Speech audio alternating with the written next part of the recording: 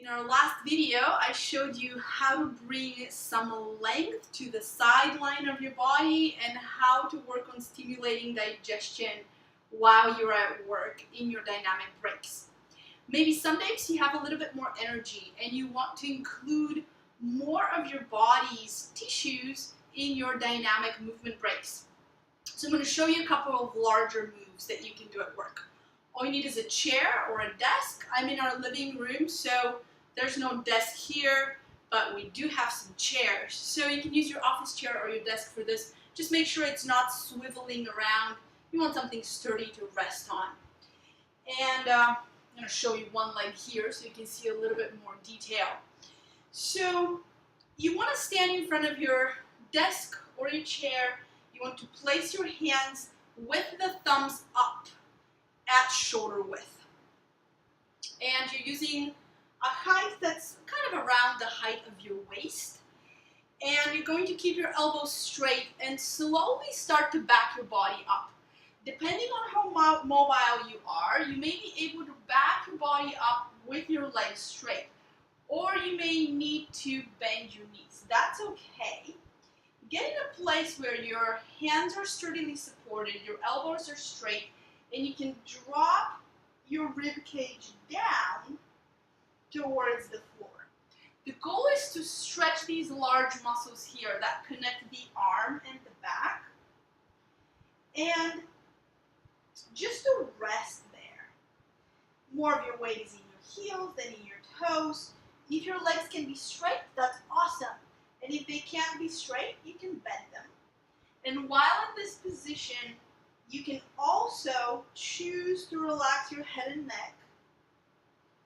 Or if that's not comfortable, reach towards the wall in front of you with the top of your head, lengthening the top of the spine.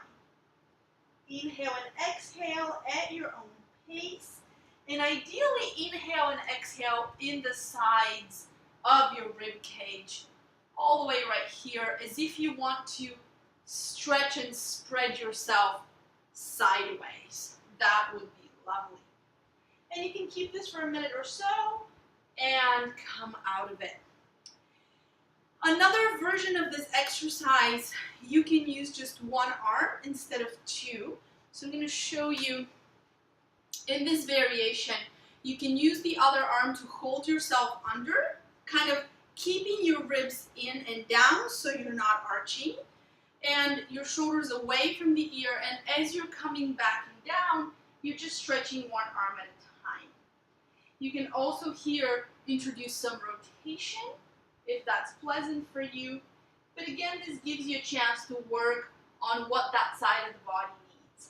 That is another option. And when you're done, a minute or so on one side, you can do your other side. This is lovely, just for some lymph turnover. Our bodies tend to get very stagnant in the upper body when we haven't been using them. And all day our arms are kind of down or in front of us. So this is a great big movement. It also opens the backs of your legs. Again, if you can be with your legs straight, that's awesome. And if not, feel free to keep them bent. Another thing you can do for your upper body, hey, this one leg look is kind of cool. So another thing you can do for your upper body is just every 15 minutes or so is just to lift the arms over the head and just hold them there for a few seconds and then bring them back down. Just kind of shake them off and then continue along for your work.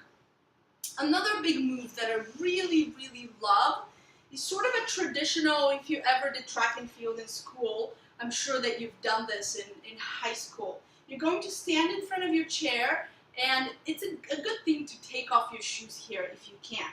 Feet are slightly narrower than hip width. And you're going to move all of your weight to your left leg. You're going to keep that left leg straight. Your right leg is going to go in front of you.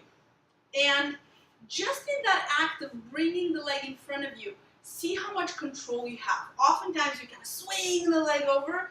You want to have some control as you bring that leg over so that the rest of your body isn't struggling. So the leg is in front of you, you're going to pull the ball of the foot towards you. Or even, if your chair permits, you can use the back of the chair to stabilize the ball of the foot so that your foot isn't flopped forward. And from here, get stable, especially if you're a slippery carpet like I am. Pull the toes towards you and move forward from the hip joint.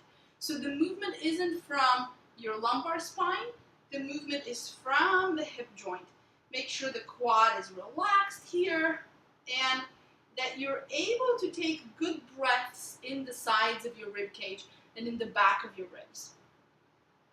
Keep the back of the neck long. Reach with the top of the head towards the wall in front of you.